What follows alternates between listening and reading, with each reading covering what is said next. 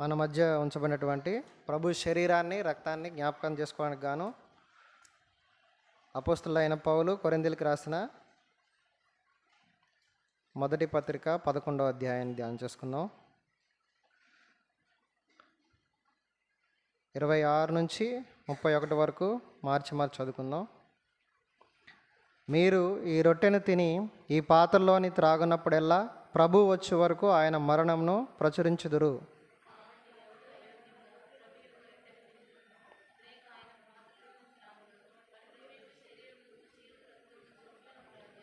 కాబట్టి ప్రతి మనుష్యుడు తన్ను తాను పరీక్షించుకొనవలెను, అలాగు చేసి ఆ రొట్టెను తిని ఆ పాత్రలోనిది త్రాగవలెను.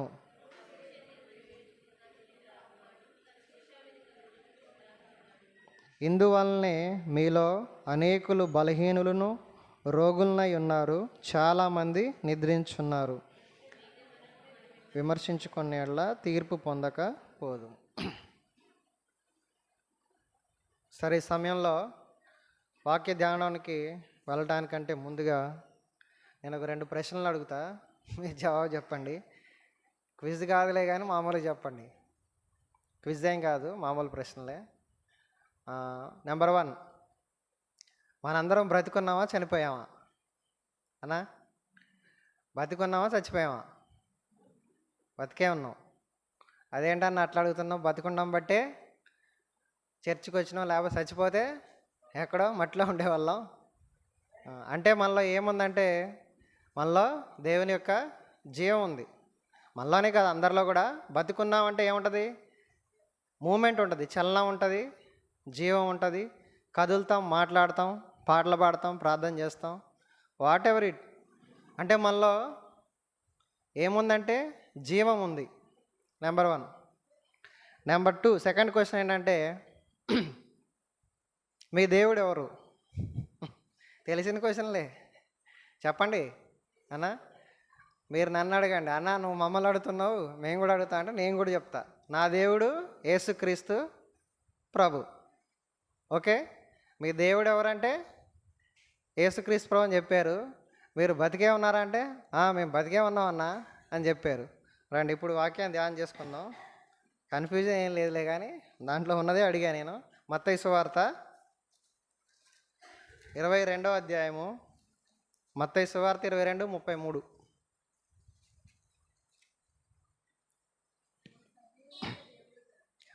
ఆయన సజీవులకే దేవుడు కానీ మృతులకు దేవుడు కాడని వారితో చెప్పాను.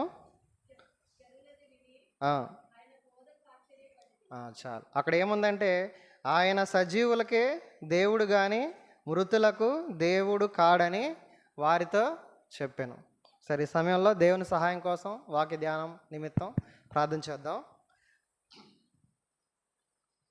మహాపరిశుద్ధుడా, ప్రేమగల తండ్రి, కృపగల దేవా, యేసుక్రీస్తు ప్రభువా, మీ పరిశుద్ధమైన నామానికి స్తుతులు, స్తోత్రాలు, వందనములు చెల్లించుకుంటూ మరొకసారి ప్రభువా చదవబడిన లేఖన భాగాల నుంచి అందరితో మాట్లాడండి, విరిచి మాకు వడ్డించండి. ప్రభువా, పరిశుద్ధ గ్రంథంలోని ఆశ్చర్యకరమైన సంగతులను మేము చూచినట్లు మా మనోనేత్రాలు తెరవండి. అంతకంటే ముఖ్యంగా మీ పరిశుద్ధాత్మ శక్తిని మాలో ఉంచండి. పరిశుద్ధాత్మ లేనివాడు నా వాడు కాడని చెప్పావు ప్రభువా. ఆయన పరిశుద్ధాత్మ శక్తి లేకపోతే, ఆ జ్ఞానము వెలిగింపు లేకపోతే మేము ఎన్ని మాటలు విన్నా ప్రభువా, అవి మా హృదయంలో జ్ఞాపకం ఉండవు. ఎన్నోసార్లు ఆయన తండ్రి ఎన్నో మాటలు విన్నప్పటికీ అవి మేము మర్చిపోతున్నామంటే కారణం పరిశుద్ధాత్మ అనుభవం లేకపోవటమే. కాబట్టి ప్రభువా, మీ పరిశుద్ధాత్మను మాలో ఉంచవలసిందిగా వేడుకుంటూ, ఈ మాటలు బోధించడానికి ఏమాత్రము అర్హత, వయసు, అనుభవం లేనప్పటికీ ప్రభువా, ఇటు కృపకు నన్ను పాత్రగా చేసినందుకు మిమ్మల్ని ఎంతగానో స్తుతిస్తూ, ఆయన నా నోట మీ మాటలు ఉంచండి. లోకా 12:12 ప్రకారం ప్రభువా, మీరేం బోధించవలసింది పరిశుద్ధాత్మే ఆ గడియలో మీకు తెలియజేయనని వాగ్దానం చేసిన దేవా ప్రభువా, మీరే నాకు తెలియపరుస్తూ రమ్మని మేమందరం వాక్యాన్ని ధ్యానించుకొని, మమ్మల్ని మేము పరీక్షించుకొని, మమ్మల్ని మేము విమర్శించుకొని, ఆయన తండ్రి మీ యొక్క శరీర రక్తముల్లో నాయన తండ్రి పాలు భాగస్తులకు కాగలనట్లు ఆయన తండ్రి మీరే మాతో మాట్లాడుతూ రమ్మని మహిమగంతా ప్రభావాలు మీకు చెల్లిస్తూ మీ సహాయాన్ని కోరుకుంటూ యేసుక్రీస్తు వారి పరిశుద్ధ నామంలో అడిగి వేడుకొని ప్రార్థన చేస్తున్నాం తండ్రి, ఆమెన్. సరే, ఈ సమయంలో మనం చదువుకున్న లేఖన భాగాన్ని ఒకసారి ధ్యానించినట్లయితే, మనకు తెలిసిన మాట ఇది, అనేకసార్లు చదువుకొని ఉంటాం. మ్యాక్సిమం సువార్తల్లో ఏముంటుందంటే యేసు ప్రభు చెప్పిన బోధే మోస్ట్లీ ఉంటుంది. అందుకని ఎక్కువగా కొత్త నిబంధనే చదవండి. అంటే పాత నిబంధన చదవద్దా అంటే చదవాలి, అది హిస్టరీ కంటే ముందు మనం ఏం చదువుకోవాలి? ప్రజెంట్ సిచ్యువేషను, తర్వాత ఫ్యూచర్ సిచ్యువేషనే మనకి ఇంపార్టెంట్. కానీ హిస్టరీ కూడా మనకి హెల్ప్ చేస్తుంది. హిస్టరీలో వాళ్ళు చేసిన మిస్టేక్స్ అన్నీ మనకు తెలుస్తాయి. ఉదాహరణ చెప్పాలంటే, మీకు చికెన్ కూర వండటం రాదు, అప్పుడు మీ అమ్మ ఏం చెప్పిద్దంటే, నేను చిన్నప్పుడు చికెన్ కూర ఎట్లా చేశానంటే దాంట్లో బాగా వాటర్ పోసాను, నీళ్ళలాగా అయిపోయినాయి, డాడీ నన్ను పిచ్చి కొట్టుడు కొట్టిండు, నువ్వు అలా చేయకమ్మా అని చెప్పిద్ది. అంటే హిస్టరీ అది. ప్రజెంట్లో ఏం చెప్పిద్ది? వాటర్ తక్కువై ఆ ఉల్లిగడ్డలను బాగా నూనెలో వేయించు, టేస్ట్ వస్తుంది. ఫ్యూచర్లో ఏం చేయాలో తర్వాత మనకు అర్థమైద్ది అనమాట. అంటే పాస్ట్, ప్రజెంట్, ఫ్యూచర్. అలాగే మనం కూడా పరిశుద్ధ గ్రంథంలో చూసినట్లయితే యేసుక్రీస్తు ప్రభు రాబో సంగతుల్ని చాలా చెప్పినట్లుగా చూస్తున్నాం. అయితే మత్తయి సువార్త 22వ అధ్యాయంకి వచ్చేసరికి సద్దూకైలైన వాళ్ళు వచ్చి క్వశ్చన్లు అడుగుతున్నారు. యేసు ప్రభుని చాలా రకాలుగా ఇరికించాలని ఆనాటి కాలంలో చాలామంది ప్రశ్నలు అడిగారు. మనల్ని కూడా చూడండి, సువార్తకి వెళ్ళినప్పుడు కొంతమంది అడ్డదిడ్డమైన ప్రశ్నలను అడుగుతారు కదా. దేవుడే ఉంటే ఆ పండు ఎందుకు తినిపించాడు? ఆ పండు తినేటప్పుడే యేసు ప్రభు వచ్చి ఆపేయచ్చు కదా. పండు తినకుండా ఆపేసి ఉంటే ఈ గోల్ వచ్చేది కాదు కదా, యేసు ప్రభు రావాల్సి వచ్చేది కాదు కదా, ఆయన చనిపోవాల్సి వచ్చేది కాదు కదా. పండు దగ్గరే దేవుడు తప్పు చేశాడు అంటాడు కదా. ఇలాంటి పిచ్చి ప్రశ్నలన్నీ అడుగుతూ ఉంటారు. యాక్చువల్గా పండు ఎందుకు తినాల్సి వచ్చింది అంటే, యేసు ప్రభు ఎప్పుడు కూడా స్వేచ్ఛని లాక్కోడు. నెంబర్ 1 గుర్తుపెట్టుకోండి. యేసు ప్రభువుని బలవంతంగా అంగీకరించలేరు, బలవంతంగా స్వీకరించలేము. ఆయన బలవంతంగా నేను పరలోకానికి తీసుకొని వెళ్ళడు, అది జరిగే పని కాదు. నీ ఇష్టానుసారంగా హృదయపూర్వకంగా మారితేనే తీసుకొని వెళ్తాడు, లేకపోతే తీసుకెళ్ళడు. అన్ని ఆప్షన్స్ ఇస్తాడు దేవుడు, మంచి చెడు ఇచ్చాడు కదా. మనకు పరిశుద్ధ గ్రంథంలో ఉంది, ఇరుకు మార్గం ఉంది, విశాల మార్గం ఉంది. ఏ మార్గంలో వెళ్తావో మనమే సెట్ చేసుకోవాలి, కానీ ఆయన బలవంతంగా తీసుకెళ్ళడు. కాబట్టి ఇక్కడ చూసినట్లయితే ఆయన ఒక మాట అంటున్నాడు. సద్దుకాయలు వచ్చి అడుగుతున్నారనమాట, బోధకుడా ఒకడున్నాడు, పిల్లలు లేక వాడు చనిపోయాడు, తర్వాత వాళ్ళ సహోదరుల్ని పెళ్లి చేసుకుందామా, తర్వాత వాళ్ళందరూ కూడా పిల్లలు లేకుండా చనిపోయారు, వీళ్ళందరూ పరలోక రాజ్యంలో ఎక్కడ ఉంటారు, చనిపోయాక ఎక్కడ ఉంటారు అని అడిగారు క్వశ్చన్. అప్పుడు చెప్తుండే యేసుప్రభు ఏంటంటే, ఆయన సజీవులకే దేవుడు కానీ మృతులకు దేవుడు కాడని మీరు తెలుసుకోండి అని చెప్పాడు కదా. నేను 2 క్వశ్చన్లు అడిగా, బతికే ఉన్నారా అంటే బతికే ఉన్నామన్నా అన్నాడు. అంటే ఇక్కడ యేసుప్రభు ఎవరికి దేవుడు? బతికున్న వాళ్ళకే దేవుడు. రెండవది, మీ దేవుడు ఎవరు అంటే యేసుప్రభువే నా దేవుడని మనందరం చెప్పాం. మరి ఇక్కడ ఆయన ఎవరికి దేవుడు అంట? బతికున్న వాళ్ళకే దేవుడు. నేను బతికే ఉన్నాను, ఆరాధిస్తున్నాను, బైబిల్ చదువుతున్నాను, పాటలు పాడుతున్నాను, నాకు దేవుడే అని మనం అనుకుంటాం. కానీ ఆత్మీయ అర్థం అదా? కంప్లీట్లీ అది కాదు. ఆత్మీయ అర్థం వేరే విధంగా ఉంటుంది. కాబట్టి ఇక్కడ మనం చూసినట్లయితే యేసుక్రీస్తు ప్రభు ఆయన సజీవుడైన దేవుడు మీన్స్ అన్నయ్య చెప్పాడు కదా ఇప్పుడే, ఆయన నిత్యుడగు తండ్రి, నిన్న నేడు నిరంతరం ఉంటాడు, రేపు కూడా ఉంటాడు. ప్రకటన గ్రంథంలో 1వ అధ్యాయంలో, ప్రకటన గ్రంథం 22వ అధ్యాయంలో చెప్పాడు కదా, అల్ఫా ఓమేగా ఆయనే, ఆదియు అంతము ఆయనే. ఆ నిత్యుడగు తండ్రి ద్వారా నిత్యమైన రక్షణ, నిత్యమైన ఆదరణ, నిత్యమైన విమోచన, నిత్యమైన స్వాస్థ్యం, ఇంక చాలా చెప్పాడు అన్నయ్య. ఇవన్నీ వచ్చాయి. అంటే యేసుక్రీస్తు ప్రభు ఎప్పుడు ఉంటాడు అనమాట.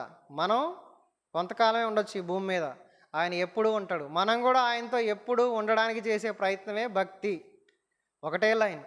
మనం కూడా ఎప్పుడు ఆయనతో ఉండడానికి చేసే పోరాటం, చేసే భక్తి, చేసే ప్రార్థన ఏమని అనుకోండి, అదే ఇప్పుడు మనం చేసేది. చాలా కష్టంగా ఉందన్న భక్తి చేయటం అని చాలామంది అంటారు. చాలామంది అంటం వల్ల ఏమైందంటే నిజమైన భక్తిని పక్కకు పెట్టి చాలా మందిరాల్లో సొంత బోధలు, తప్పుడు బోధలు, కల్పనా కథలు ఇవన్నీ ఎంటర్ అయిపోయినాయి. అంటే అక్కడ కూర్చున్న వ్యక్తికి ఏమి ఇష్టమో అదే చేస్తున్నారు, కానీ యేసు ప్రభు చెప్పింది చెప్పట్లేదు. అందుకని ఇదే మత్తయి సువార్తలో ఏమన్నాడు, గుడ్డివాడు ఇంకో గుడ్డివాడికి తోవ చూపిస్తే ఇద్దరు కలిసి ఎక్కడ పడతారు? గుంటలో పడతారని ఉంటుంది. ఒక మాట మీకు దొరికితే చెప్పండి. మత్తయి సువార్త 15:14, 15వ అధ్యాయం 14వ వచనంలో, వారు గుడ్డివారై ఉండి గుడ్డివారికి త్రోవ చూపువారు, గ్రుడ్డివాడు గ్రుడ్డివానికి తోవ చూపిన ఎడల వారిద్దరూ గుంటలో పడుదురు కదా. అంటే అక్కడ పాస్టర్ గారు పడతారు, పాస్టర్ గారితో పాటు విశ్వాసులు పడతారు. అప్పుడు మనం అనుకుంటాం, ఓ ప్రభా ఎంత భక్తి చేశాను కదా, ఇదేంటి గుంటలో పడేసినావు? అప్పుడు ఆయన ఏమంటాడు? మత్తయి సువార్త 7వ అధ్యాయం, చాలా అద్భుతాలు చేసాం, కానుకలు ఇచ్చాం, నేను పాస్టర్ గారిని. 7:21, ప్రభువా ప్రభువా అని నన్ను పిలిచి ప్రతివాడును పరలోక రాజ్యంలో ప్రవేశింపడు కానీ ఆ దినమందు అనేకులు నన్ను చూచి, ప్రభువా ప్రభువా మేము నీ నామమున ప్రవచింపలేదా, నీ నామమున దయ్యములు వెళ్ళగొట్టలేదా, నీ నామమున అనేకమైన అద్భుతాలు చేయలేదా అని చెప్తారట. అప్పుడు యేసుప్రభు ఒకటే డైలాగ్, ఏంటది? నేను మిమ్మల్ని ఎన్నడూను ఎరుగను, అక్రమము చేయువార్లారా నా యొద్ద నుండి పొండని యేసుప్రభు ఒకటే అంటాడు. అసలు నువ్వెవరో నాకు తెలియదు అంటాడు. అప్పుడు చాలా బాధేస్తుంది కదా, మనకి చాలా కష్టం అనిపిస్తుంది. ఉదాహరణకి 1st క్లాస్ నుంచి 10th క్లాస్ వరకు చాలా కష్టపడి చదివాం. 10th క్లాస్లో ఎగ్జామ్స్ కూడా రాసాం. ఎగ్జామ్స్ కూడా రాశాక ఎగ్జామ్ పాస్ అయ్యాం అనుకున్నాం, మార్క్స్ మెమోస్ వచ్చినాయి. అక్కడ నీ పేరు బదులు వేరే వాళ్ళ పేరుంది. అప్పుడు ఏమనిపిస్తుంది? అయ్యో ఎంత కష్టపడి చదివి 10th క్లాస్ వరకు వచ్చి ఆ సర్టిఫికెట్లో నీ పేరు ఉండదు, నువ్వు ఎలిజిబుల్ పర్సన్ కాదు అంటారు. అప్పుడు ఎంత బాధ అనిపిస్తుంది, ఇంత కష్టపడి చదివి మిస్ అయిపోయింది. సేమ్ ఇది కూడా అంతే. కాబట్టి ఇక్కడ యేసుక్రీస్తు ప్రభు ఎలాంటి దేవుడు అంటే ఆయన సజీవమైన దేవుడు. పేతురు అంటాడు కదా, చూడండి, ఇదే మత్తయి సువార్త 16వ అధ్యాయంలో 13వ వచనం. మత్తయి సువార్త 16వ అధ్యాయం 13వ వచనంలో, యేసు పిలుపుదైన కైసరయ ప్రాంతములకు వచ్చి మనుష్య కుమారుడు ఎవడని జనులు చెప్పుకొనిచారని అని కొందరు బాప్తిస్మమిచ్చి యోహాన్ అనియు, కొందరు ఏలియా అనియు, కొందరు ఇర్మియా అనియు, అందుకైన మీరైతే నేనెవడని చెప్పుకొనుచున్నారని. అందరికి సీమోను పేతురు, నీవు సజీవుడు వగు దేవుని కుమారుడవైన క్రీస్తువు అని చెప్పిండు. అందుకే పేతురికి చాలా ప్రాముఖ్యత ఉంటుంది. అందుకే దేవుడు ఎవరైతే దేవుడిని కొత్త కోణంలో కనుక్కుంటారో, యాక్చువల్గా మిగతా శిష్యులందరూ పక్కనే ఉన్నారు కదా, యేసు ప్రభుని ఏమనుకున్నారు? వాళ్ళు ఒక బ్యాంక్ అనుకున్నారు. యేసు ప్రభు మన దగ్గర ఉంటే మనకి ఏ డోకా లేదు, బాగా ఫుడ్ దొరికిద్ది. ఆయన ఇట్లా అంటే చేపలు అవుతున్నాయి, రొట్టెలు వస్తున్నాయి. ఆయన చెప్పగానే వల వేయగానే విపరీతమైన చేపలు దొరుకుతున్నాయి. మిగతా శిష్యులందరూ కూడా యేసు ప్రభువుని వాడుకోవడానికి చూశారు తప్ప యేసు ప్రభు సజీవుడైన దేవుడని, ఆయన దేవుని కుమారుడని, పరలోకం నుంచి వచ్చాడని, మళ్ళీ అక్కడికి వెళ్తాడని, ఆయన మమ్మల్ని తీసుకెళ్తాడని గ్రహించిన వ్యక్తి ఎవరు? ఫస్ట్. తర్వాత గ్రహించారు మిగతా వాళ్ళందరూ. ఫస్ట్ గ్రహించింది పేతురే, తర్వాత మిగతా వాళ్ళు. అందుకనే ఏమన్నాడు దేవుడు పేతుర్ని? సంఘము నీ మీదే కడతాను, నువ్వే హెడ్, లీడర్ అని చేశాడు. కాబట్టి యేసుక్రీస్తు ప్రభు ఎవరు అనుకుంటున్నాం? మొదటిగా ఆయన సజీవుడైన దేవుడు. ఎందుకంటే ఆయన సజీవులకే దేవుడు కాబట్టి ముందు ఆయన సజీవుడై ఉండాలి కదా, అంతే కదా, ముందు ఆయన సజీవుడై ఉండాలి. కాబట్టి యేసుక్రీస్తు ప్రభు సజీవుడని చెప్తున్నాడు. అందుకనే కీర్తనాకారుడు కూడా పాట రాస్తూ ఏం పాడతాడు? 18వ కీర్తన 46వ వచనం.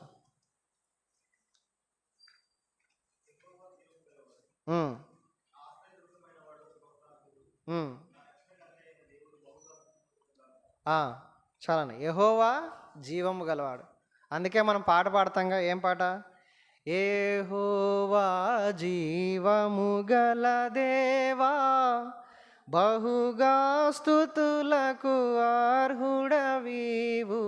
యెహోవా జీవము గల దేవా, బహుగా స్తుతులకు అర్హుడవీవు, అన్యజనులలో ధన్యత చూపుచు, అన్యజనులలో ధన్యత చూపుచు, హల్లెలూయా స్తుతి గానము చేసేద, హల్లెలూయా స్తుతి గానము చేసేద. యెహోవా నా బలమా, యథార్థమైనది నీ మార్గం, పరిపూర్ణమైనది నీ మార్గం. యెహోవా, ఆయన జీవం గల దేవుడు, ఆయన సజీవుడైన దేవుడు. పేతురు మళ్ళీ అంటాడు కదా, ఆయన సజీవమైన రాయి అంటాడు. ఎక్కడ? రెండవ పత్రిక, పేతురు రాసిన రెండవ పత్రిక, క్షమించండి, మొదటి పత్రిక అనుకుంటా, మొదటి పత్రికే, 2వ అధ్యాయం 4వ వచనం. మనుష్యుల చేత విసర్జింపబడినను దేవుని దృష్టికి ఏర్పరచబడినది అమూల్యమును సజీవమునునైన రాయగు ప్రభువు నొద్దకు వచ్చిన వారు. ఎక్కడ వద్దకు రావాలంటే ఆయన సజీవమైన దేవుడు, జీవం కలిగిన దేవుడు, ఆయన సజీవమైన రాయి ఎన్నోసార్లుగా. అందుకని దేవుడు నిజంగా సజీవుడేనా, నిజంగానే సజీవుడేనా అని ప్రూఫ్లు కూడా ఉన్నాయి. చూడండి, అపోస్తల కార్యాలు ఆయన మరణించాడు, శిలువ మించి లేచారు, లేచిన తర్వాత అపోస్తల కార్యాలు 1వ అధ్యాయం 3వ వచనంలో ఆయన కనబడ్డారంట సజీవంగా అందరికీ. అపోస్తల కార్యాలు 1వ అధ్యాయం 3వ వచనం. ఆయన శ్రమపడిన తరువాత 40 దినముల వరకు వారికి అగపడుచు, దేవుని రాజ్య విషయములను గురించి బోధించు, అనేక ప్రమాణములను చూపి వారికి తన్ను తాను సజీవునిగా. యేసుప్రభు మరణించిన తర్వాత సుమారు 40 రోజులు అందరికి కనబడుతూనే ఉన్నారండి. వెళ్ళిపోలేదు, ఆయన ఆరోహణమై వెళ్ళలేదు. అంటే చనిపోయిన తర్వాత కూడా యేసుప్రభు సజీవంగానే ఉన్నాడు అనడానికి ప్రూఫ్ ఇది. చాలామంది అంటారు కదా యేసుప్రభు చనిపోలేదు, అంత అబద్ధం. అక్కడ మనం సువార్తల్లో కూడా ఆయన చనిపోయాడని చెప్పడానికి శిష్యులకు డబ్బులు ఇచ్చి, ఒరే బాబు, వాళ్ళ శిష్యులు వచ్చి యేసుప్రభు శవాన్ని ఎత్తుకుపోయారని చెప్పండి అని చెప్పి డీలింగ్ కూడా మాట్లాడతారు ఎవరితో? సైనికులతో. కానీ అది జరగదు. దేవుడి ప్రణాళిక ఆయన సజీవుడై ఉండాలి. చనిపోయిన తర్వాత కూడా ఆయన సజీవుడై అందరికీ కనిపించాడంట. అందుకని ఆయన మరణము గెలిచిన దేవుడు కాబట్టి చనిపోయిన వారిని సహితం ఆయన లేపగలడు. రోమాపత్రిక 4వ అధ్యాయం ఉంటుంది, ఆ మాట చూడండి. రోమాపత్రిక 4వ అధ్యాయం 17వ వచనం. రోమా 4:17. తాను విశ్వసించిన దేవుని ఎదుట అనగా మృతులను సజీవులుగా చేయువాడు. చాలు, మృతులను సజీవులుగా చేయవాడు. ఎందుకు, ఎలా చేయగలడు? ఆల్రెడీ ఆయన అయ్యాడు కదా. ఆయన చనిపోయి తిరిగి లేచాడు కాబట్టి ఆయన మరలా చనిపోయిన వాళ్ళని కూడా లేపగలిగిన దేవుడు. సజీవుడైన ఈ దేవుణ్ణి మనం ఆరాధిస్తూ ఉన్నాం. అలాంటి దేవుణ్ణి కలిగి ఉన్నాం.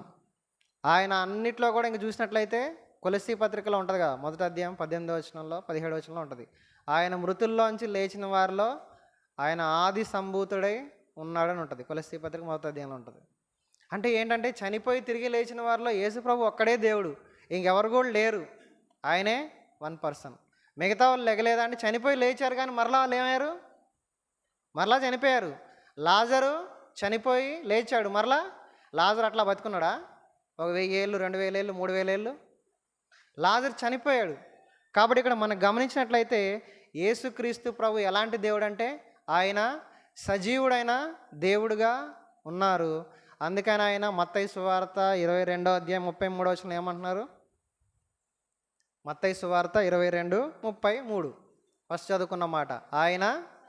ఆయన సజీవులకే దేవుడు కానీ మృతులకు దేవుడు కాడు. బ్రతికున్న వాళ్ళకే దేవుడు. అయితే మనం అనుకుంటాం, అన్నా నేను బతికే ఉన్నాను కదా, నాకు దేవుడు కదా.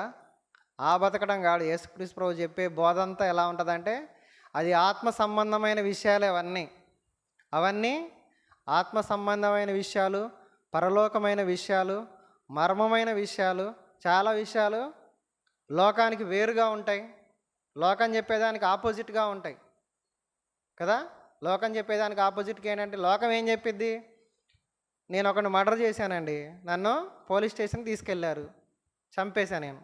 లోకం ఏం చెప్పిద్ది, చంపావు కాబట్టి ఐపీసీ సెక్షన్ 1, 2, 3, 4, 5 ప్రకారం ఈ వ్యక్తిని తీసుకెళ్ళి ఫలానా 6 నెలల్లో సంవత్సరం జైలు శిక్ష లేదా 10,000 జరిమానా. అదేంటంటే నువ్వు చంపినవయ్యా. మరి దేవుళ్ళ ఏం చెప్తుంది, మత్తయి సువార్త 5వ అధ్యాయం 44వ వచనం. మత్తయి సువార్త 5:44.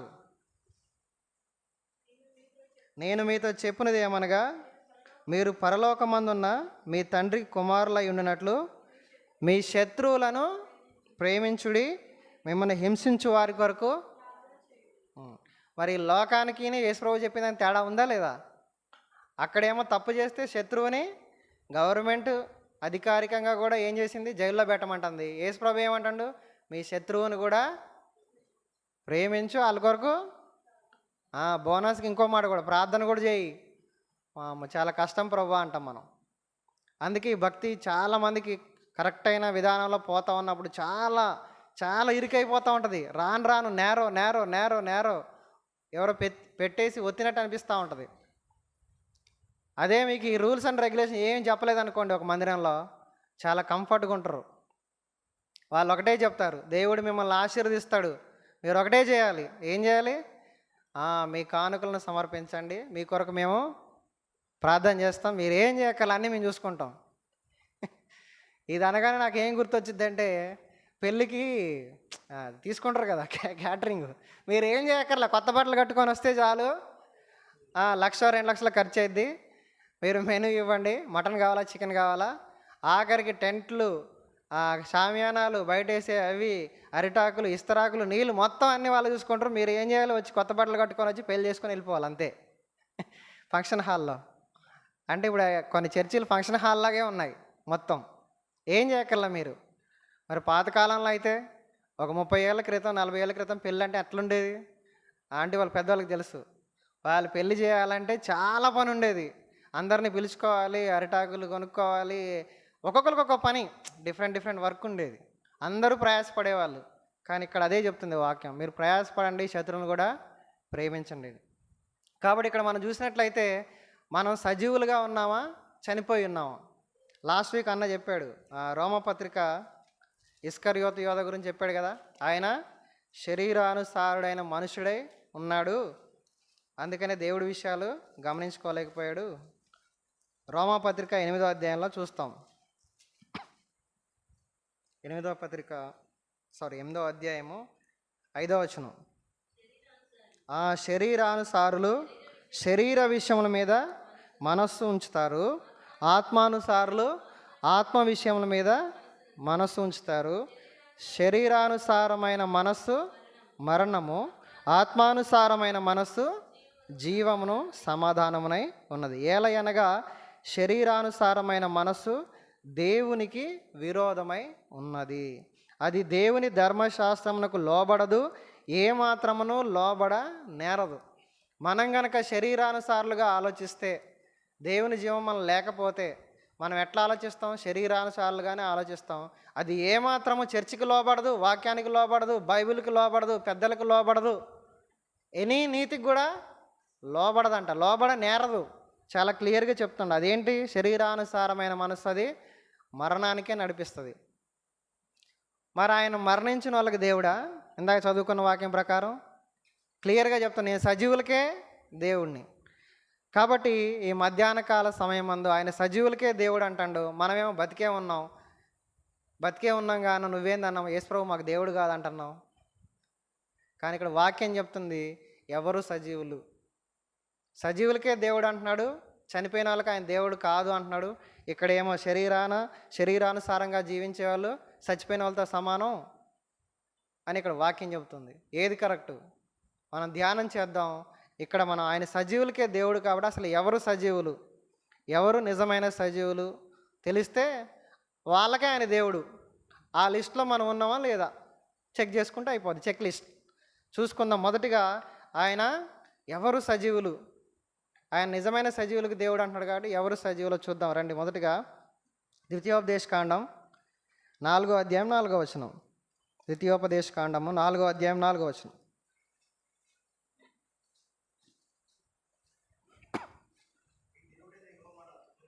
మీ దేవుడైన యెహోవాను హత్తుకొనిన మీరందరూ నేటి వరకు సజీవులై ఉన్నారు.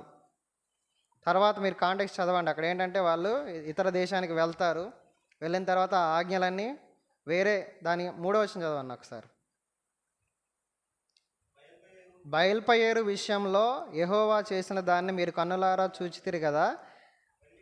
బయల్పయేరు వెంట వెళ్ళిన ప్రతి మనుష్యుని నీ దేవుడైన యెహోవా మీ దేవుడైన యెహోవాను అంటే ఏంటంటే కొంతమంది లోకంలోకి వెళ్ళారంట. బయల్పయేరు మీన్స్ ఏంటంటే అప్పుడున్న కాలంలో ఒక దేవత లేదంటే విగ్రహం అటు వెళ్ళారంట. వాళ్ళు నాశనం అయిపోయారు. కానీ మీరేం చేశారు? మీరు మీ దేవుడైన యెహోవాను హత్తుకొని ఉన్నారు కాబట్టి నేటి వరకు సజీవులై ఉన్నారు. నా తలంపు ఏంటంటే ఎవరు సజీవులు అంటే మొదటి అంశం ఎవరైతే దేవుని హత్తుకొని ఉంటారో వాళ్ళే సజీవుల కేటగిరీలోకి వస్తారు. నెంబర్ 1 హత్తుకొని జీవించే వాళ్ళే సజీవులుగా ఉంటారు. చూడండి, మనం చూసినట్లయితే మనం చాలామంది చెప్పే బోధ ఏంటంటే ఇశ్రాయేలీలందరూ దేన్ని హత్తుకున్నారు? చాలా కాలం వాళ్ళు లోకాన్నే హత్తుకున్నారు. దేవుడిని చాలా బాధ పెట్టారు. మీరు పాత నిబంధన గ్రంథం అంతా చదువుతా ఉంటే ఎన్నిసార్లు దేవుడు అవకాశం ఇచ్చినా దేవుడిని బాధ పెట్టేవారుగానే ఉన్నారు. చూడండి 106వ కీర్తనలో మనం క్లియర్గా చూస్తాం మాటలన్నీ. సేమ్ ఇదే బయల్పయేరుని వాళ్ళు హత్తుకున్నారంట. దేవుడు బాధపడతా ఉంటాడు. 106వ కీర్తన 21 నుంచి చదువుదాం.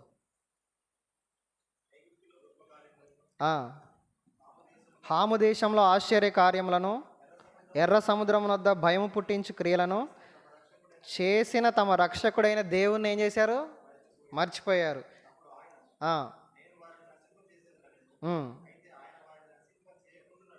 ఆయన కోపము చల్లార్చుటకై మోషే నిలిచి అడ్డుపడెను. వారు రమ్యమైన దేశం నిరాకరించిరి.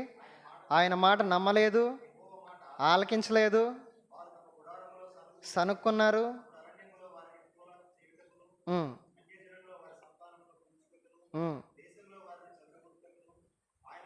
చెయ్యి ఎత్తెను.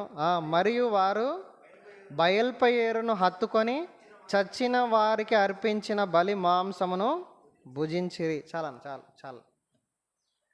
వాళ్ళు ఎవరిని హత్తుకున్నారంట?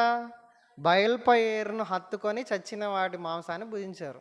మనం కూడా చాలాసార్లు ఈ కేటగిరీలో ఉంటాం కదా. యేసుప్రభు దగ్గరికి వస్తాం కానీ మనం చాలాసార్లు లోకాన్ని ఇష్టపడతాం.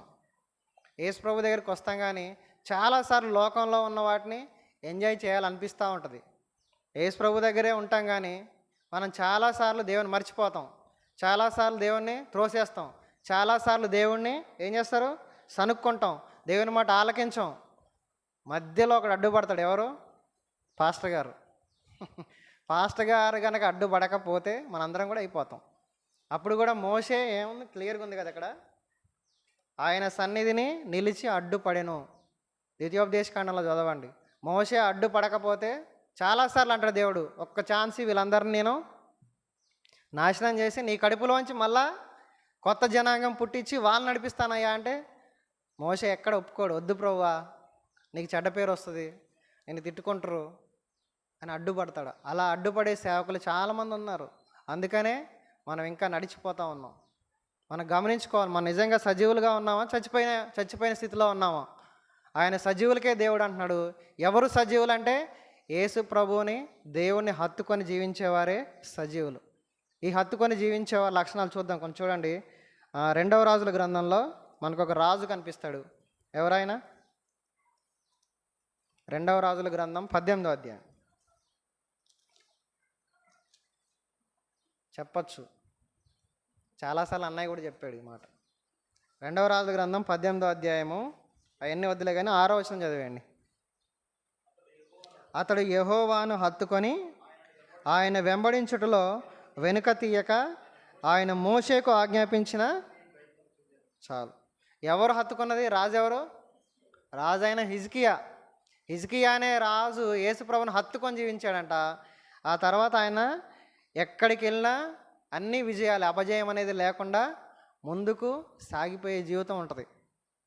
అంటే యుద్ధం రాలేదా అని అంటే వస్తుంది. మనం కూడా అనుకోవచ్చు, నేను కూడా హత్తుకొని ముందుకు వెళ్తా ఉంటే యుద్ధాలు వస్తూనే ఉంటాయి. కానీ ఆ ప్రతి యుద్ధంలో దేవుడు ఏం చేస్తాడు? ఎందుకు మనం ఎవరిని హత్తుకొని ఉన్నాం? యేసు ప్రభుని హత్తుకొని ఉన్నాం కాబట్టి దేవుడు విజయాన్ని అందించగలిగిన దేవుడై ఉన్నాడు. కాబట్టి మనం చూసుకున్నట్లయితే మనం కూడా ఎవరైతే దేవుని హత్తుకొని జీవిస్తారో వాళ్ళే సజీవులుగా ఉంటారు, వాళ్ళే విజయాన్ని పొందుకొని జీవించేవారుగా ఉంటారు. అందుకే చూడండి, అపోస్తుల కార్యాల్లో మనం ఎవరిని హత్తుకోవాలంటే అపోస్తుల కార్యాలు 11వ అధ్యాయంలో 11వ అధ్యాయము 23వ వచనం. అతడు వచ్చి దేవుని కృపను చూచి సంతోషించి ప్రభువును స్థిర హృదయముతో హత్తుకొనవలెనని అందరినీ హెచ్చరించును. ఎవరంటే స్టెఫెన్, మేబీ పైన 19వ వచనం. స్టెఫెన్ అనే సేవకుడు అందరికి చెప్తా ఉంటాడు అన్నమాట, మీరందరూ ప్రభువుని స్థిర హృదయంతో హత్తుకోండి, అప్పుడే మీరు సజీవులుగా మారుతారు. ఆయన సజీవులకే దేవుడు. ఒకదానికొకటి అన్నీ ఏమని ఇంటర్లింక్ అయిన చైన్ అనమాట. ప్రభును హత్తుకోవాలి, హత్తుకున్న వాళ్ళు సజీవులుగా మారుతారు, సజీవులకే మళ్ళీ ఆయన దేవుడు. ఆయన మృతులకు ఏమాత్రమో దేవుడు కాడు అనే విషయాన్ని గమనించాలి. మనం ప్రభును హత్తుకోవాలి.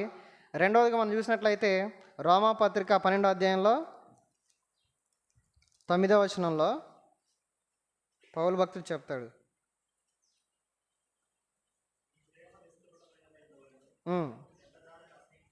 చెడ్డదాన్ని అసహించుకొని మంచిదాన్ని హత్తుకొని ఉండండి. చెడ్డదాన్ని అసహించుకోవాలి, మంచిదాన్ని హత్తుకొని ఉండాలి. మరి ఏంటన్నా మంచిది? మన జీవితంలో మంచిది ఒకటి, యేసు ప్రభు ఇచ్చిన వాక్యం మంచిది, యేసు ప్రభు మంచోడు, ఇక అంతే. ఆ రెండింటిని హత్తుకుంటే అన్నీ దాంట్లోనే అన్నీ వచ్చేస్తాయి అన్నమాట. అన్నీ దాంట్లోనే ఇమిడి ఉంటాయి. అందుకని అంటాడు కదా 119వ కీర్తనలో, నేను నీ శాసనములను హత్తుకున్నాను అంటాడు ఒక దగ్గర. 119వ కీర్తన దావీదు అంటాడు, స్టార్టింగ్లోనే ఉంది, 31. యెహోవా, నేను నీ శాసనములను హత్తుకొని ఉన్నాను. మనం కూడా మన జీవితాల్లో దేవుని వాక్యాన్ని, దేవుని శాసనాలని మనం హత్తుకొని జీవించినట్లయితే మనం సజీవులుగా మారుతాం. సజీవులుగా మారితే దేవుడు మనల్ని పరలోక రాజ్యంలో ఆయనతో కూడా ఉంచుతాడు. ఎందుకంటే ఆయన ఆల్రెడీ అక్కడే ఉన్నాడు. ఆయన మరణాన్ని గెలిచి లేచిన దేవుడు, ఆయన సజీవంగా ఉన్నాడు. మనం కూడా దేవుని హత్తుకునే విషయంలో పోరాడాలి. మొదటి తలంపు ఏంటంటే ఆయన దేవుని హత్తుకొని జీవించేవారే సజీవులు, మొదటిది. రెండవది చూద్దాం, ద్వితీయోపదేశకాండం 5వ అధ్యాయము 23 నుంచి చదువుదాం. 5వ అధ్యాయము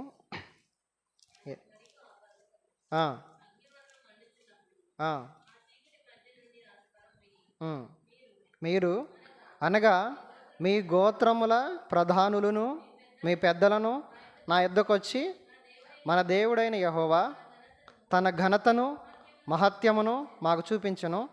అగ్ని మధ్య నుండి ఆయన స్వరమును వింటిమి. దేవుడు నరులతో మాటలాడినను వారు బ్రతుకుదురని నేడు తెలుసుకొంటిని. కాబట్టి మేము చావనేలా ఈ గొప్ప అగ్ని మమ్మల్ని దహించును. ఇకను వినిన ఎడల చనిపోవదము. మా వలె సమస్త శరీరంలో మరి ఎవడునో సజీవుడైన దేవుని స్వరము అగ్ని మధ్య నుండి విని బ్రతికాను. చాలు. అంటే రెండవదిగా ఎవరు సజీవులు అంటే వాళ్ళు చెప్తా ఉన్నారు, అక్కడ దేవుడు 10 ఆజ్ఞలు ఇచ్చినప్పుడు క్లియర్గా చెప్తున్నారు, మేమందరము దేవుని స్వరాన్ని, నిర్గమకాండం మేబీ 19వ అధ్యాయంలో ఆ సందర్భం అంతా ఉంటుంది. విపరీతమైన శబ్దం వస్తుంది దేవుడు మాట్లాడినప్పుడు, మేమందరూ చచ్చిపోతామేమో అనుకుంటారు వాళ్ళు. బట్ వాళ్ళు అంటున్నారు ఇప్పుడు, మేము మా వలె సమస్త శరీరంలో మరి ఎవడును సజీవుడైన దేవుని స్వరమును అగ్ని మధ్య నుండి విని పలుకుట విని బ్రతికాను. అంటే మేము బ్రతికాము.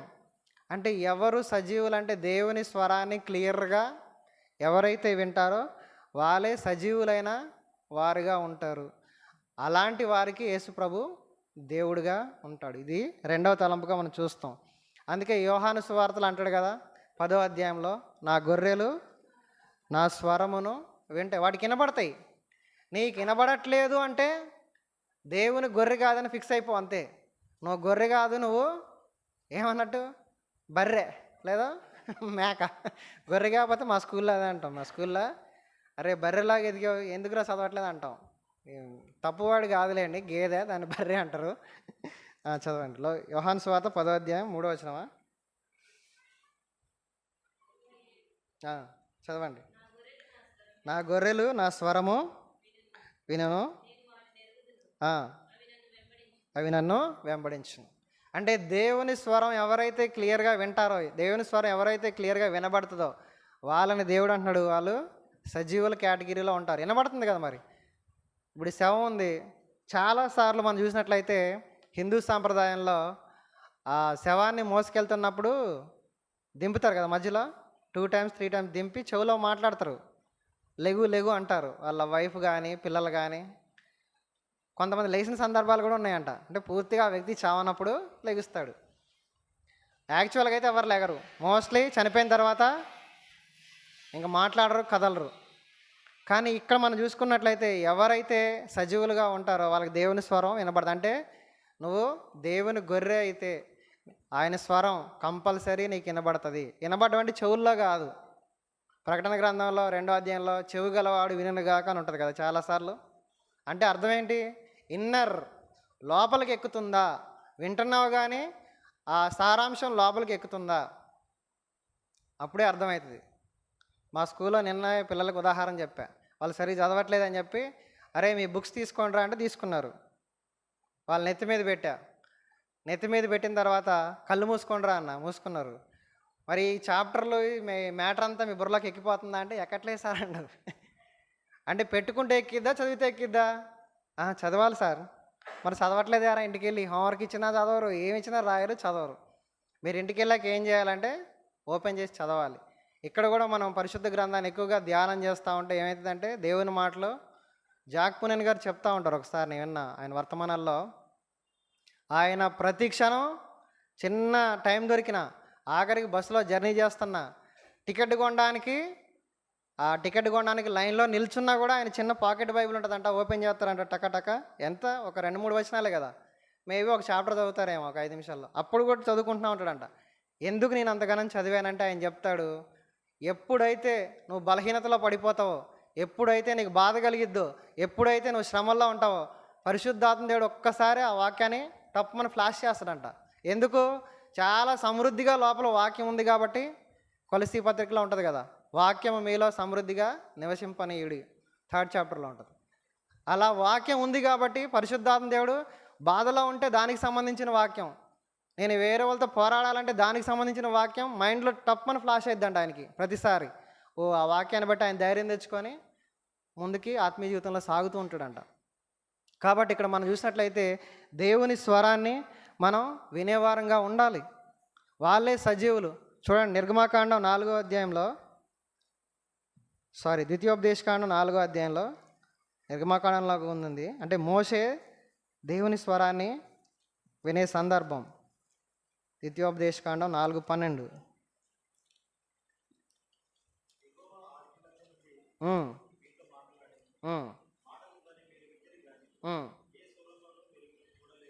చాలు.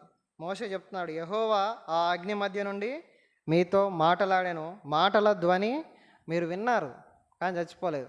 వినబడుతున్నాయి చాలామందికి నేటి కాలంలో దేవుని మాటలు అసలు వినబడలేదు. అంటే ఏంటి? వచ్చామా వెళ్ళిపోయామా.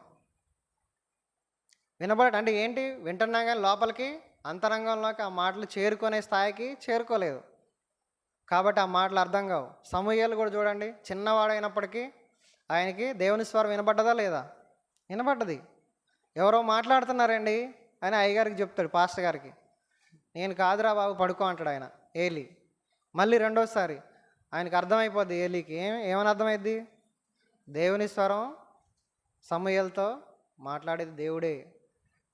మూడోసారి అయ్యా నువ్వేం చెప్తావంటే చిత్తమండి నేనున్నాను, మీ స్వరం వింటున్నాను, చిత్తమండి చెప్పండి అని చెప్పు బాబు అంటే అర్థమైంది. అంటే ఏలీకి వినబడట్లేదు, అదే చాప్టర్లో ఉంటుంది. ఆ కాలంలో దేవుని స్వరం వినబడుట అరుదుగా జరిగింది. అంటే ఏలీకి కూడా వినబడట్లేదు, పాస్టర్ గారికే వినబడట్లేదు స్వరం, కానీ ఏలీకి వినబడ్డదంట. అంటే ఇక్కడ ఎవ్వరూ తక్కువ కాదు. దేవుణ్ణి ఎవరైతే ఆరాధిస్తారో, దేవుని స్వరం వినడానికి ప్రయాసపడతారో, దేవుని స్వరం మనకి వినబడాలంటే ఒకటే, పరిశుద్ధ గ్రంథాన్ని నిత్యము ధ్యానం చేస్తూ ఉంటే ఆయన స్వరం వినబడతా ఉంటుంది మనకి. చదవకపోతే వినబడదండి, కంపల్సరీ వినబడదు. మేము ఇక్కడ ఎన్ని మాటలు చెప్పినా సొంత ప్రయత్నంతోనే మీరు అది వినగలుగుతారు తప్ప, ఎందుకంటే ఈజీగా మర్చిపోతాం. మీరు సాయంత్రం కల్లా ఇప్పుడు ఆ అన్న చెప్పిన మొదటి తలంపు ఏంటి చెప్పండి, మర్చిపోతాం, అసలు డౌటే లేదు. సాయంత్రం ఇంటికి వెళ్ళి అన్నం తిని ఒక్క స్లీప్ అట్లా వేసామనుకో ఎగిరిపోతాయి ఇవన్నీ. అంటే సాతాను ఎగరగొట్టేస్తాడు, వాడి టాలెంట్ అదే కదా. మోసగాడు, తంత్రగాడు, చాలా తంత్రాలు ఉంటాయి. కాబట్టి రెండో తలంపు ఏంటంటే, దేవుని స్వరం ఎవరైతే వింటారో వాళ్ళే సజీవులుగా ఉంటారు, వాళ్ళకే ఆయన దేవుడుగా ఉంటాడు. నేను సజీవులకే దేవుడైన మాట అందుకే చెప్తున్నాడు. మనం చాలా సందర్భాల్లో మన స్వరం ఎలా ఉంటుందంటే, దేవుడినే మోసం చేస్తాం, దేవుడినే మోసం చేసే స్వరం మనలో ఉంటుంది. చూడండి, యాకోబు ఆదికాండంలో చూడండి, ఆదికాండం 27వ అధ్యాయంలో ఇస్సాకు అంటాడు కదా, ఇదేంటి స్వరమేమో యాకోబులా ఉంది, చేతులు పట్టుకుంటేనేమో 27 అది 27వ అధ్యాయమే 22వ వచనం. యాకోబు తన తండ్రి అయిన ఇస్సాకు దగ్గరకు వచ్చినప్పుడు అతడు అతన్ని తడివి చూచి, స్వరము యాకోబు స్వరము, చేతులేమో ఏశావు చేతుల్లాగా ఉన్నాయేంటి. అంటే ఏంటంటే తండ్రిని కూడా మోసం చేస్తున్నాడు స్వరంతో. చాలామంది చేసేది అదే. చాలామంది సేవకులు కానీ లేదంటే పాటలు పాడేవాళ్ళు కానీ ఎంతో మధురంగా పాటలు పాడతారు, వారి వ్యక్తిగత జీవితాలు వెనక్కి వెళ్ళిపోతే దేవుని మోసం చేయడం కాదా? చాలామంది మంచి పాటలు పాడతారు, క్యాసెట్లో చాలా మాధుర్యంగా ఉంటాయి పాటలు కానీ మాటలు కానీ వాక్యం కానీ, వెనకకి వెళ్ళేసరికి వాళ్ళ జీవితం ఇష్టానుసారంగా లోకంతో కలిసిపోయి ఉన్నప్పుడు ఆ స్వరం దేవుని చేసే మోసం చేసే స్వరం కాదా? యాకోబు లాంటి జీవితాలే మనవి. అందుకని మనం ఏం చేయాలి, ఎప్పటికప్పుడు అప్డేట్ చేసుకుంటా మార్చుకోవాల్సిన అవసరం ఉంది. మరి దేవుని స్వరం ఎలా ఉంటుందంట? దేవుని స్వరం అనగానే మనకు ఒకటే కీర్తన, ఏంటది? అంతే, 29వ కీర్తన లాగా వెళ్ళిపోతే ఆయన స్వరం ఏంటో మొత్తం పెద్ద లిస్ట్ ఉంటుంది. ఒకసారి చూద్దాం. 29వ కీర్తన 3వ వచనం. యెహోవా స్వరము జలముల మీద వినబడుచున్నది, మహిమగల దేవుడు ఉరుము వలె గర్జించున్నాడు, మహాజలముల మీద యెహోవా సంచరించున్నాడు. యెహోవా స్వరము బలమైనది, యెహోవా స్వరము ప్రభావము గలది, అది దేవదారు వృక్షంలో విరుచును. మొత్తం ఇంకా పెద్ద లిస్ట్ ఉంటుంది. అందుకని మనకు పాట ఉంటుంది కదా, నీ స్వరము వినిపించు ప్రభువా, నీ దాసుడాలకించున్. నీ స్వరము వినిపించు ప్రభువా, నీ దాసుడాలకించున్. ఉదయమునే లేచి నీ స్వరము వినుట నాకు ఎంతో మధురము. ఉదయమునే లేచి నీ స్వరము వినుట నాకు ఎంతో మధురము. దినమంతటి కొరకు నన్ను సిద్ధపరచు, రక్షించు ఆపదల నుండి, రక్షించు ఆపదల నుండి. నీ స్వరము వినిపించు ప్రభువా, నీ దాసుడాలకించున్. నీ స్వరము వినిపించు ప్రభువా, నీ దాసుడాలకించున్. దేవుని స్వరం ఆలకించాలంటే మనం ఏం చేయాలి? అంతే, బైబిల్ చదవాలి, తరచుగా చదవాలి, రోజు చదవాలి. ఒక సేవకుడు చెప్తా ఉన్నాడు, నీకు కష్టం కలిగిందా, బాధ కలిగిందా, వేదనలో ఉన్నావా, శ్రమల్లో ఉన్నావా, బాగా కన్నీరులో ఉన్నావా, ఒకటే చెయ్యి, పిచ్చి పట్టినట్టు బైబిల్ చదువు, పిచ్చి పెట్టినట్టు ప్రార్థన చేయి. అదే మందంట. ఆయన అదే చెప్తాడు, నీకు బాధ కలిగిందా, వేదన కలిగిందా, శ్రమ కలిగిందా, బయటికి రాలేకపోతున్నావా, కుమిలిపోతున్నావా, బాధల్లో ఉన్నావా, గదిలోకి వెళ్ళిపో, డోర్ వేసుకో, పిచ్చి పెట్టినట్టు బైబిల్ చదువు. బైబిల్ చదవడం అయిపోయినాక ప్రార్థన చేయి. ఇదే చెయ్యి, నీకు ఒక జవాబు ఖచ్చితంగా దేవుడు ఇస్తాడు. అది ఒక రోజా 2 రోజుల తెలియదు, కానీ దేవుడు మాట్లాడేదాకా చేస్తూనే ఉండు. అంత గొప్పది స్వరం. కాబట్టి రెండవదిగా దేవుని స్వరము వినేవారే సజీవులు. అలాంటి వారికి ఆయన దేవుడై ఉన్నాడు. మూడో తలం చూద్దాం. యెహోషువ గ్రంథం 14వ అధ్యాయం 10వ వచనం.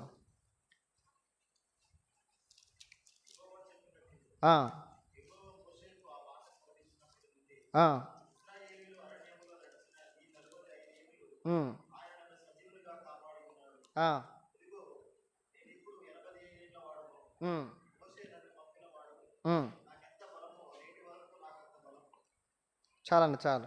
ఇక్కడ ఎవరు చెప్తున్నారు ఈ మాటలు అంటే 6వ వచనంలో చూస్తే ఎవరు? యూదా వంశస్థులు గిల్గాలులో యెహోషువ యొద్దకు రాగా కెనెజీయుడగు యెఫున్నె కుమారుడైన కాలేబు అతనితో ఇలాగ మనవి చేస్తున్నాం. అంటే కాలేబు గురించి ఆ టాపిక్ అనేది చూసినట్లయితే 10వ వచనంలో యెహోవా చెప్పినట్లు యెహోవా మోషేకు ఆ మాట సెలవిచ్చినప్పటి నుండి ఇశ్రాయేలు అరణ్యములో నడిచిన ఈ 45 ఏండ్లు ఆయన నన్ను సజీవునిగా కాపాడి ఉన్నాడు. అంటే ఇక్కడ మనం చూసుకోండి, ఎందుకు కాపాడాడు దేవుడు అంటే పై వచనం చూసినట్లయితే ఆయన పూర్ణ హృదయంతో దేవుణ్ణి వెంబడించినవాడు, నిండు మనసుతో అనుసరించినవాడు. అంటే మూడో తలంపు ఏంటంటే ఎవరు సజీవులుగా బతుకుతారంటే అందరు చచ్చిపోయారా లేదా? 40 ఏండ్లలో అందరు కొట్టుకుపోయారు మొత్తం. మిగిలింది ఎవరు? యెహోషువ, కాలేబు మాత్రమే బతుకున్నారు ఆ తరంలో.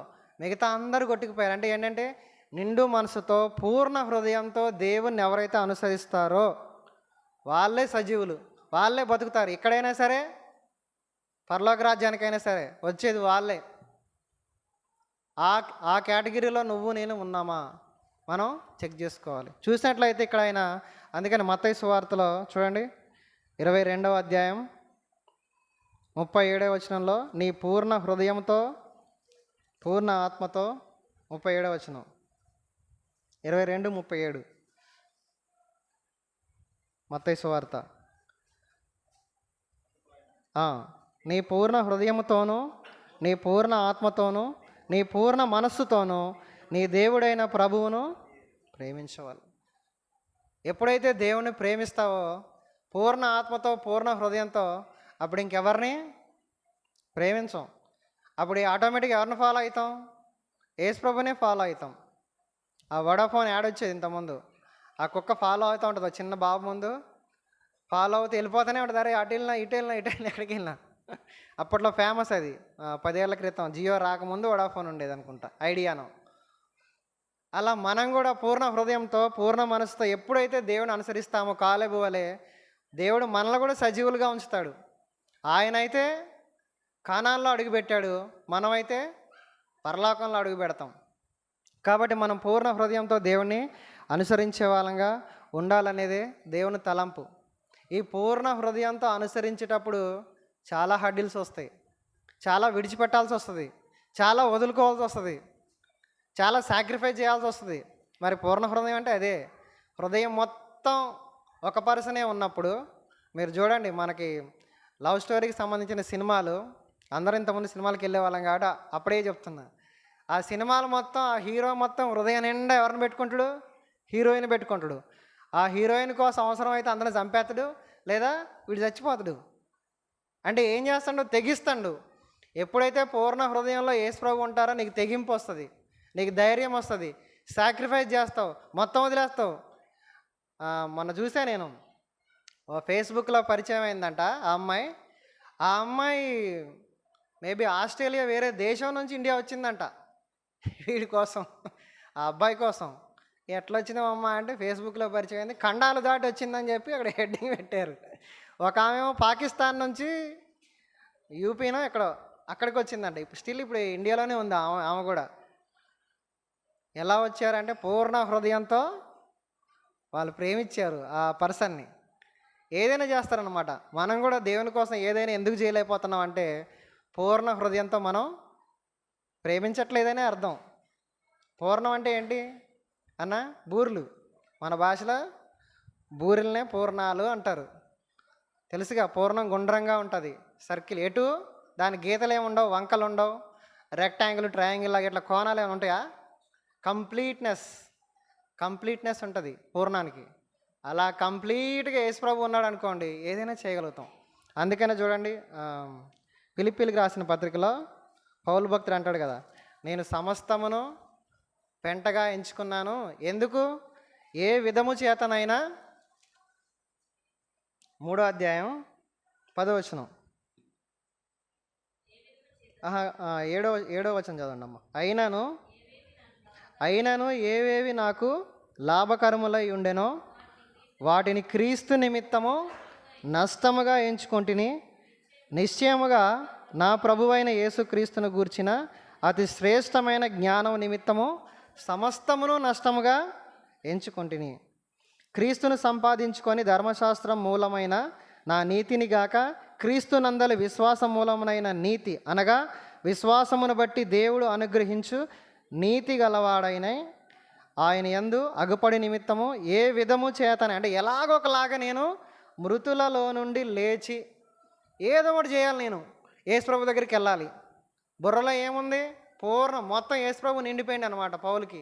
ఏ విధము చేతనైనా ఎలాగొకలాగా నేను చచ్చిపోయిన తర్వాత పునరుద్ధానమై యేసుప్రభుని కలవాలి. కథం. దానికోసం ఏం చేయాలి?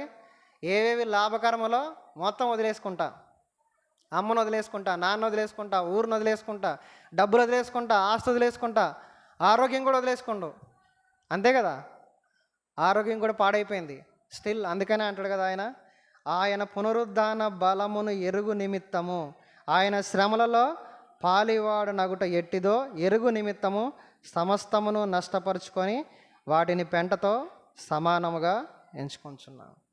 ఇది పూర్ణ హృదయంతో పూర్ణ ఆత్మతో దేవుని ఆరాధించడం అంటే. వీళ్ళు సజీవులు, అలాంటి వాళ్ళకే యేసు ప్రభు దేవుడు, చచ్చిపోయిన వాళ్ళకి కాదు, మృతులకు కాదు. అందుకే లూకా సువార్తలో చూడండి, సువార్తల మాట ఉంటుంది, 14వ అధ్యాయం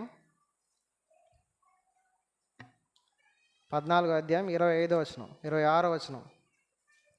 ఇదే ఇప్పుడు మనం చెప్పుకున్న మాటలకి. ఎవడైనను నా యొద్దకు వచ్చి తన తండ్రిని, తల్లిని, భార్యను, పిల్లలను, అన్నదమ్ములను, అక్కచెండలను, తన ప్రాణమును సహా ద్వేషింపకుంటే వాడు నా శిష్యుడు కానేరడు.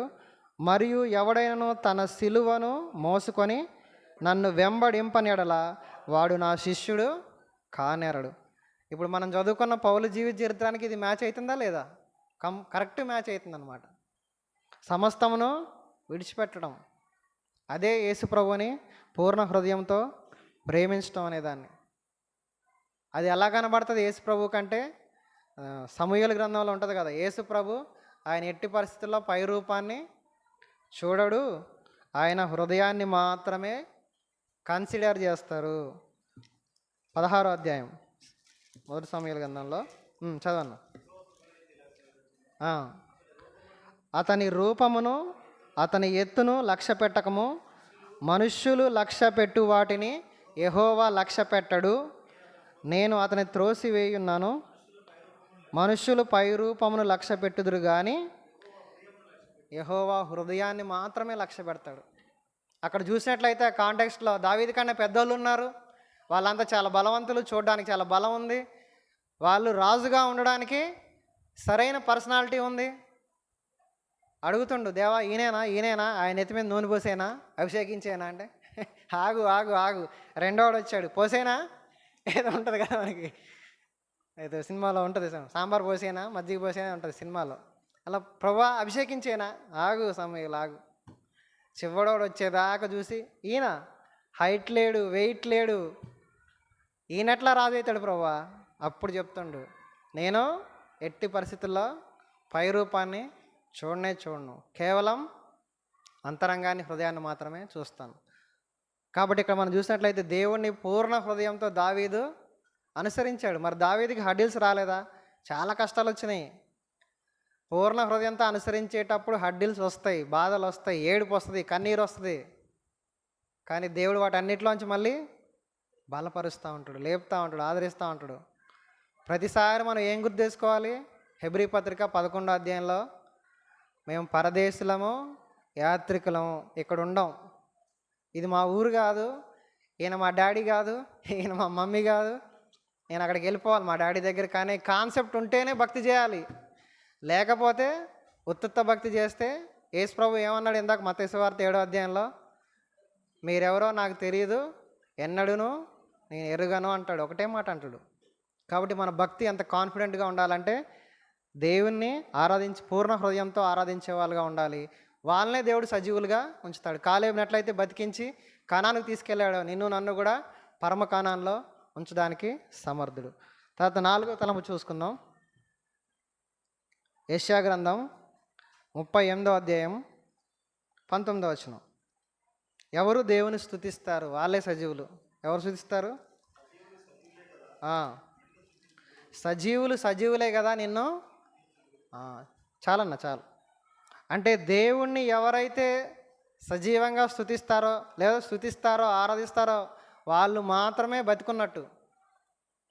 దేవుని ఆరాధించకపోతే, స్తుతించకపోతే, ఇక్కడనే కాదు బయట కూడా దేవుని స్తుతించడం అంటే మనం చేతులెత్తి చాలామంది విపరీతమైన సౌండ్లు చేస్తూ గందరగోళం చేస్తారు. అదేనా దేవుని స్తుతించడం అంటే? అది కాదు, అది కాదండి. చిన్న ఉదాహరణ చెప్తా. యాక్చువల్గా ఈరోజు మాకు పెద్ద పార్టీ పెట్టారు భద్రాచలంలో. బీఆర్ఎస్ టీఆర్ఎస్ పార్టీ కాదు, చాలామంది కుక్కునూరులో చేసిన బ్యాచ్, కుక్కునూరులో చేసిన టీచర్లు అందరూ ట్రాన్స్ఫర్లు అయ్యారు, కొంతమంది ప్రమోషన్లు వచ్చాయి. వాళ్ళందరూ ఈరోజు కలుసుకోవాలని పార్టీ పెట్టుకున్నారు. ఏ పార్టీ అది? అన్ని పార్టీ అనమాట. ఉదయం 9 గంటల నుంచి మొదలైతే రాత్రి 9 గంటల వరకు కొనసాగే పార్టీ. ఇక అందులో అన్నీ ఉంటాయి అన్నమాట. అలాంటి దాంట్లోకి నాకు రావాలని తెగ ఫోన్లు చేస్తున్నారు. అన్న నేను రానన్నా, నాకు చిన్న పని ఉంది, మా బాబుకి జ్వరం, నాకు మోసం చేతని ఎన్ని చెప్పినా వినట్లేదు. ఏం చేసా?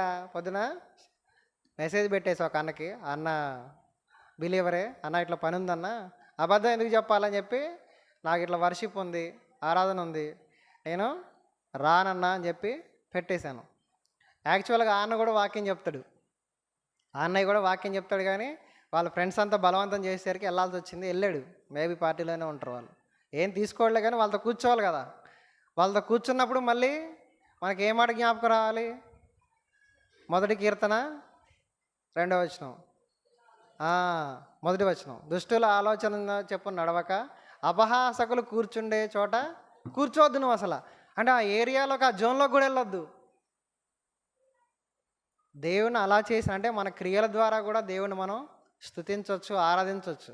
ఇక్కడ మనం చూసినట్లయితే యెషయా గ్రంథం 38:19లో ఎవరైతే దేవుని స్తుతిస్తారో వాళ్ళు మాత్రమే సజీవులుగా ఉంటారు.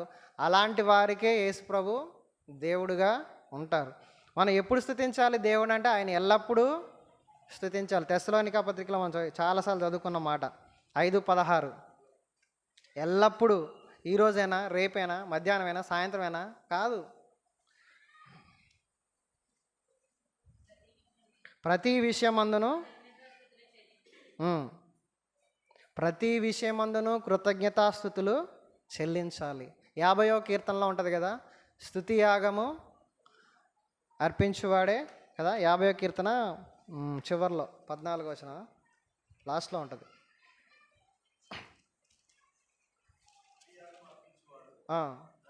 23వ వచనం, స్తుతి యాగం అర్పించువాడు నన్ను మహిమపరచుచున్నా. స్తుతించాలి. ఎప్పుడు స్తుతించాలి? బాగా ఉన్నప్పుడు స్తుతించాలా? ఆరోగ్యంగా ఉన్నప్పుడు స్తుతించాలా? కంఫర్ట్గా ఉన్నప్పుడు స్తుతించాలా? లాస్ట్ మంత్ అప్పుడు నేను హాలిడేస్లో హైదరాబాద్ వెళ్ళినప్పుడు సికింద్రాబాద్లో జాన్ వెస్లీ చర్చ్ అని ఉంటుంది, చాలా పెద్దది. అసలు అక్కడికి వచ్చే కార్లు అన్నీ రేంజ్ రోవరు, బెంజు, కార్ ఒక్కటే కొన్ని లక్షల్లో ఉంటుంది. అలాంటి కార్లు వచ్చి అక్కడ ఆగినాయి అనమాట. అందులో మా బామ్మరిది మీరా అంటాడు, వీళ్ళందరూ నిజంగా మీరు చెప్పినట్టు పరలోకానికి వెళ్ళిన బ్యాచ్ అని అడుగుతాడు. ఏమరా నాకేం తెలుసు. అంత కంఫర్ట్ ఉన్నప్పుడు దేవుడిని అలా ఆరాధిస్తారా అంటాడు. ఆయన క్వశ్చన్ ఏంటంటే వేరే రకంగా అడిగినలే. కానీ అంత కంఫర్ట్గా ఉన్నప్పుడు, అన్ని డబ్బులు ఉన్నప్పుడు దేవుణ్ణి నిజమైన మనసుతో ఆరాధిస్తారా? అన్నీ లేకపోయినప్పుడు ఆరాధించే యోబులాగా ఉండాలా? చూద్దాం, యోబు గ్రంథంలో చూడండి, ఆయనకి అన్నీ పోయినాయి కదా, స్తుతించాడా, ఆరాధించలేదా? ఆయన దేవుని గణపరిచాడు. యోబు గ్రంథం 1వ అధ్యాయం 20-21. ఆ, ఆ, ఉమ్, ఉమ్, ఉమ్. నా తల్లి గర్భంలో నుండి దిగంబరినై వచ్చి తిని, యెహోవా ఇచ్చెను, యెహోవా తీసుకొని పోయెను, యెహోవా నామమునకు స్తుతి కలుగును గాక. యెహోవా ఇచ్చెను స్తోత్రం వరకే మన భక్తి ఆగిపోయిందని నేను అనుకుంటా. యెహోవా ఇచ్చెను స్తోత్రం అంతే. యెహోవా తీసుకొని పోయిన స్తోత్రం అసలు అది తట్టుకోలేని మాట. అది మనందరం ఆ స్థాయికి చేరాలనే దేవుడి కోరిక అనమాట. అది మనం చెప్పగలిగితే దేవుని మనం స్తుతించినట్టే, ఆరాధించినట్టే. ప్రతి సందర్భంలో కూడా మనం దేవుని ఆరాధించినట్టే. ఆది కాండంలో కూడా ఇస్సాకుని బలియమంటాడు దేవుడు అబ్రహాముతో. అప్పుడు ఏమంటాడు అబ్రహాం చూడండి, ఆది కాండం 22వ అధ్యాయం 22వ అధ్యాయము 12వ వచనం. ఉమ్, ఉమ్, ఉమ్. దేవునికి భయపడేవాడు 8వ వచనంలో దేవుడే దహన బలికి గొర్రె పిల్లను చూచుకున్నా. అంటే ఏంటంటే ఆ టైంలో కూడా దేవుడు నిందించట్లేదు, కోప్పడట్లేదు, అసహించుకోవట్లా. ఏమంటున్నాడు, ప్రభువా ఏంటి ఇవ్వకివ్వ కొడుకునిచ్చినావు, ఇప్పుడు ఆయన తీసుకెళ్ళి ఆ బిడ్డను బలి ఇవ్వమంటున్నావు, ఇదేమైనా న్యాయమేనా నీకు అని మనం అంటాం. నిజంగా సజీవుడైన భక్తుడు అనడు. అనడానికి నిదర్శనాలు ఇవన్నీ. ఆయనే చూసుకుంటులే, ఏం కాదు. ఒకవేళ నేను అనుకుంటా ఇస్సాకుని నిజంగా బలిచ్చేయమంటే మరలా నాకు ఇంకొక కొడుకుని దేవుడు ఇవ్వగలడు అని కాన్ఫిడెన్స్ ఉందేమో. అంతే కదా, అన్ని సంవత్సరాలు పిల్లలు లేరు, ఇస్సాకుని ఇచ్చాడు, మళ్ళీ ఇస్సాకును బలి ఇమ్మంటున్నాడు, ఇస్సాకును బలిద్దాం, తర్వాత కూడా మళ్ళీ నాకు దేవుడు ఇంకొక కొడుకుని ఇస్తాడు. ఆ రేంజ్ కాన్ఫిడెన్స్ ఉందనుకుంటా. కాబట్టి మనం కూడా ఆ స్థాయి భక్తి చేయాలనే దేవుడి కోరిక. వాళ్ళే నిజమైన అంటే దేవుని స్తుతించడం అంటే ప్రతి సందర్భంలో, కష్టంలో, బాధలో కూడా దేవుణ్ణి యోబులాగా మనం మాట్లాడగలగాలి, స్తుతించాలి. వాళ్ళే నిజమైన సజీవులుగా ఎంచబడ్డారు. అందుకనే అన్నిసార్లు అబ్రహాము, యోబు, దావీదు పేర్లు ఎందుకు చెప్పుకుంటా ఉన్నాం? మన పేరు ఎవరైనా చెప్పుకుంటారా? మన ఊరిలో కూడా చెప్పుకోరు. వాడి పేరు ఎత్తకంటారు. మనం చేసిన పనులు కావచ్చు, ఏవో కావచ్చు. ఆ స్థాయికి మనం చేరాలనే దేవుని యొక్క కోరిక. కాబట్టి 4వది, ఎవరైతే దేవుని స్తుతిస్తారో వాళ్ళే సజీవులు, అలాంటి వారికే ఆయన దేవుడు. చివరిదిగా చెప్పుకొని ముగించుకుందాం. రోమాపత్రిక 6వ అధ్యాయం 11వ వచనం. రోమా 6:11.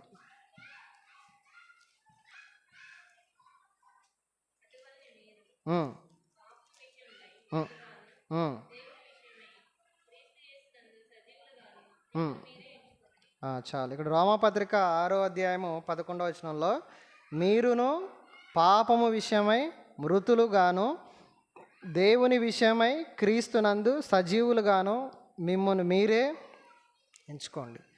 ఇక్కడ అంటున్నాడు, మనం పాపం విషయంలో ఎవరైతే మృతి చెందుతారో వాళ్ళే సజీవులు, అలాంటి వాళ్ళకే యేసుప్రభు దేవుడై ఉంటాడు.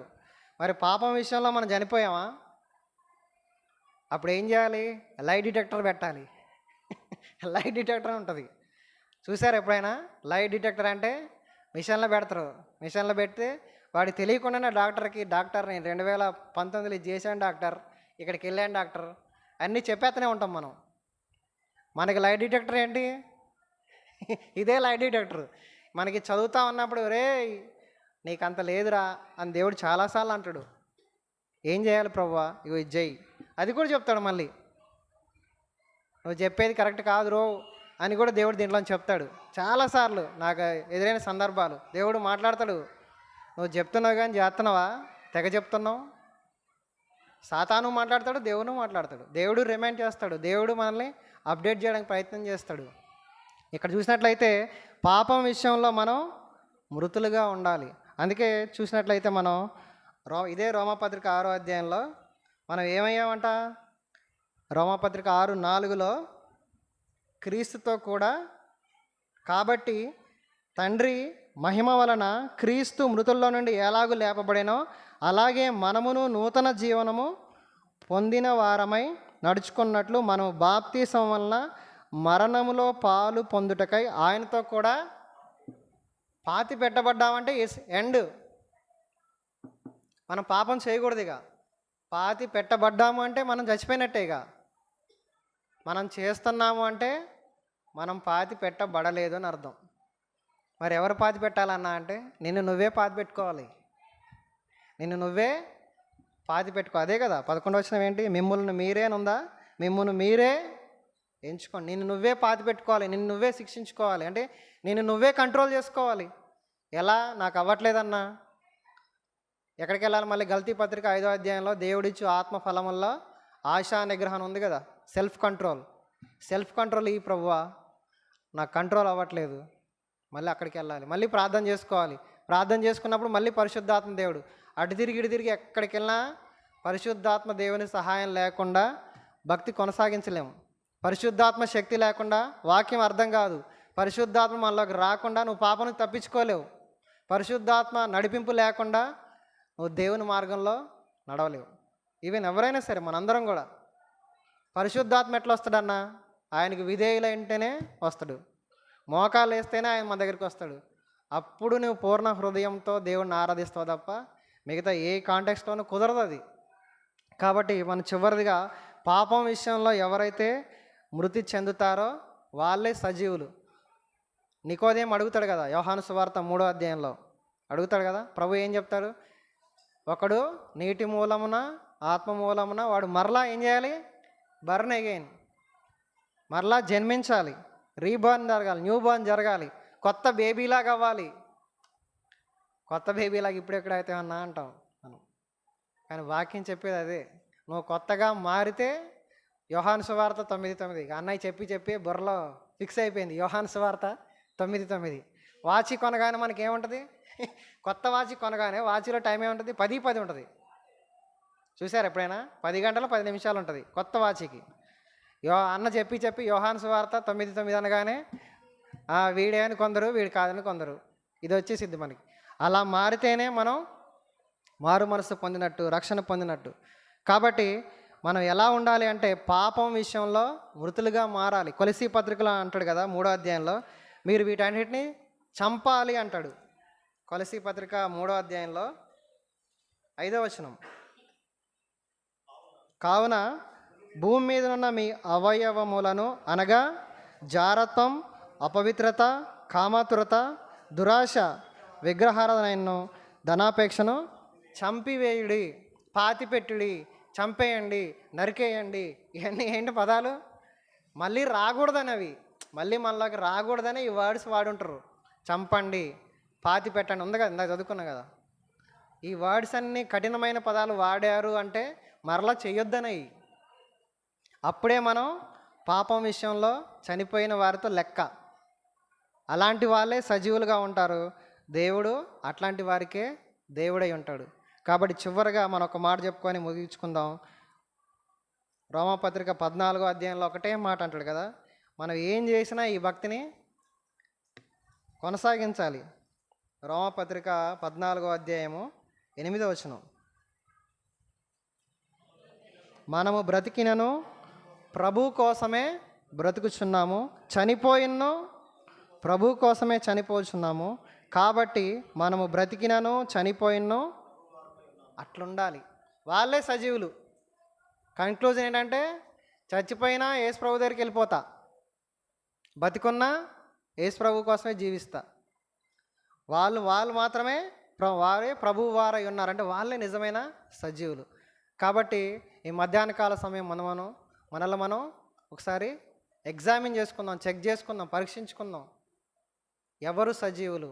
మత్తయి సువార్త 22:33, ఆయన సజీవులకే దేవుడు కానీ మృతులకు దేవుడు కాదు. ఇప్పుడు చెప్పండి, సజీవులు ఎవరంటే? అన్న నేను బతికే ఉన్నా అన్న, నేను సజీవుని అనడానికి ఉందా? లేదు ఛాన్సు. ఎవరు సజీవులు? నెంబర్ 1, దేవుణ్ణి హత్తుకొని జీవించేవారు సజీవులు. నెంబర్ 2, దేవుని స్వరం ఎవరైతే క్లియర్గా వింటారో ఫాలో అవుతారో వాళ్ళు సజీవులు. మూడవది, దేవుని పూర్ణ మనసుతో నిండు మనసుతో ఆయన అనుసరించే వాళ్ళే సజీవులు. నాలుగవది, దేవుని ఎల్లప్పుడూ స్తుతించేవాళ్ళు. కష్టాల్లో కూడా, సంతోషాలే కాదు, కష్టాల్లో కూడా స్తుతించే వాళ్ళే సజీవులు. నాలుగవది, పాపం విషయంలో ఎవరైతే మృతి పొందుతారో వాళ్ళు సజీవులు. ఇలాంటి సజీవులకే యేసుప్రభు దేవుడిగా ఉంటాడు. అలాంటి సజీవులుగా మనం మారాలని దేవుని యొక్క చిత్తం. ప్రభు ఈ మాటలు దీవించును గాక.